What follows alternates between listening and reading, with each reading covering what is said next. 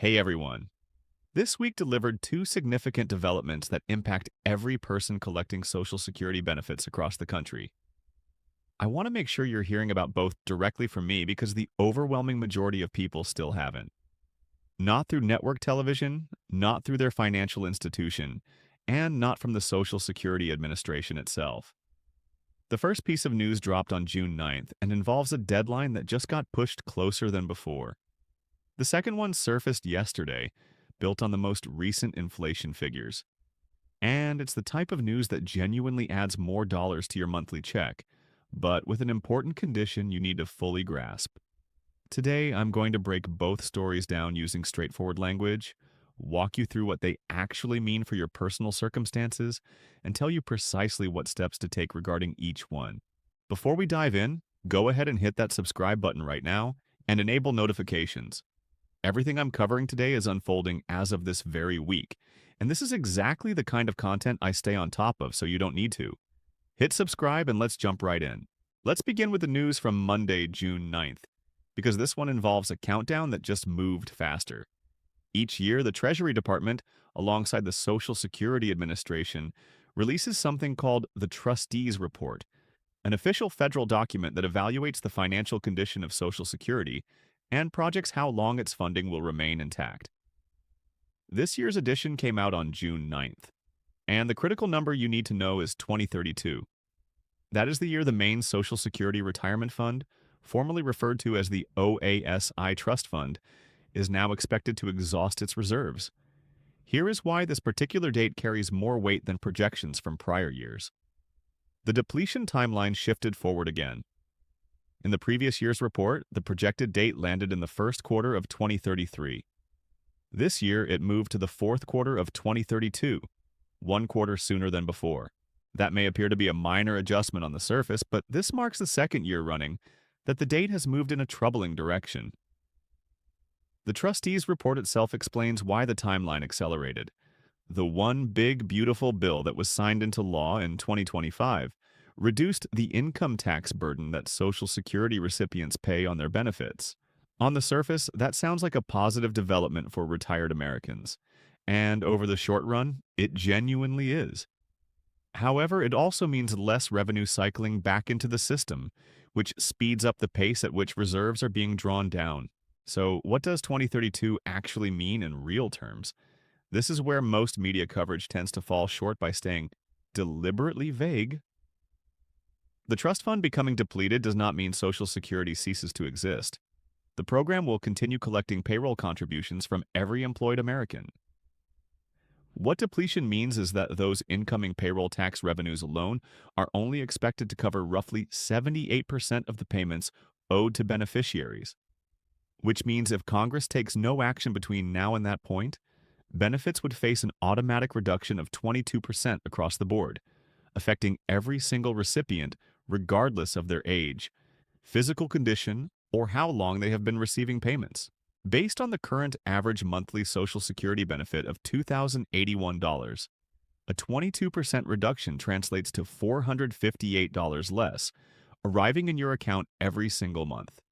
For someone currently collecting $1,500 per month, that reduction becomes $330 less. For someone receiving $2,500 monthly, it comes out to $550 less. This is not a projection aimed at someone else in some distant scenario. This is a projection that applies to every person currently enrolled in Social Security, and it is now fewer than 7 years away. The AARP responded on June 9th with an official statement calling on Congress to pursue immediate bipartisan solutions. The American Academy of Actuaries and the Bipartisan Policy Center each released their own analyses within the following 24 hours, both highlighting that the opportunity for phased and manageable reform is shrinking rapidly, and that every year Congress delays makes the eventual adjustments more severe when lawmakers finally do act.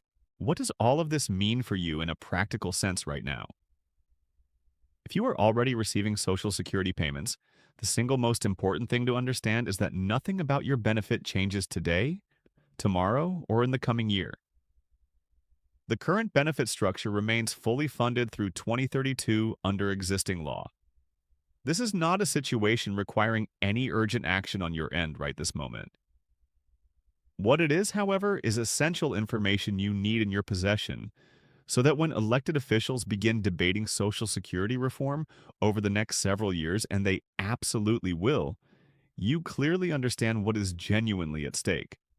A 22% benefit cut is not some abstract or theoretical figure. It is the mathematically projected consequence of legislative inaction under current law. If you have not yet filed for Social Security, this report introduces one additional element to your claiming decision.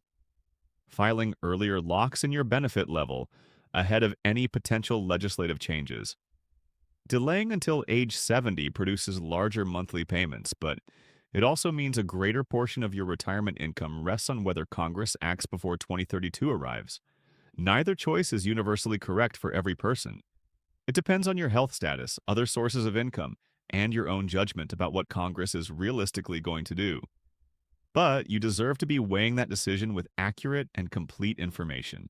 And that is precisely what this report gives you. Now let's shift to the second piece of news. This one emerged yesterday, Thursday, June 13th, and is rooted in May inflation figures published by the Bureau of Labor Statistics. Every year, the Social Security Administration reveals the following year's cost of living adjustment each October. That adjustment is calculated using the CPI-W, which stands for the Consumer Price Index for Urban Wage Earners, and is specifically measured across July, August, and September. The official 2027 COLA will not be announced until this coming October, but independent researchers monitor monthly inflation data as it is released and publish preliminary estimates throughout the year, giving retirees an early look at which direction adjustments are heading. This week, those preliminary projections jumped in a notable way. As of May 2026, the CPI-W is running at 4.4% on a year-over-year basis. That represents the highest reading recorded in 3 years, driven largely by rising energy costs. Gasoline and utility expenses have surged due to ongoing geopolitical pressures, while food prices continue increasing at a pace that outstrips what the headline figures tend to show. Mary Johnson, an independent analyst specializing in Social Security and Medicare policy, who has spent decades tracking COLA calculations, updated her estimate on Thursday to 4.7%, and pointed out there is a substantial possibility the number could move even higher as additional monthly data arrives. The Senior Citizens League, a nonpartisan organization that advocates on behalf of older Americans, is currently placing their projection at 3.8%. To frame those figures properly, the 2026 COLA came in at 2.5%, which added approximately $56 to the average monthly benefit.